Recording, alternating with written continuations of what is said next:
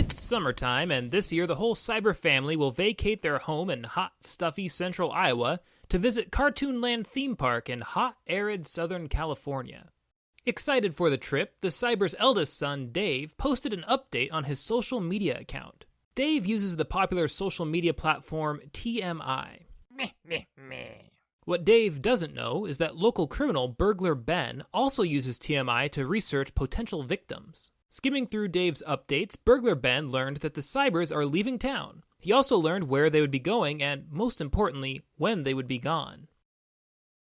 Burglar Ben skimmed through Dave's pictures to see if he could learn anything more about the Cybers. He found pictures of the Cybers' house and pictures of several of their most valuable possessions. Burglar Ben used all of this information to develop his plan of attack. Burglar Ben waited until nighttime on the third night of the Cybers' vacation. Then he made his move.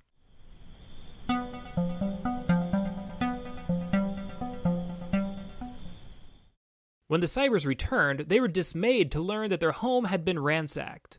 Meanwhile, Burglar Ben plans to spend his profits on a trip to Cartoonland.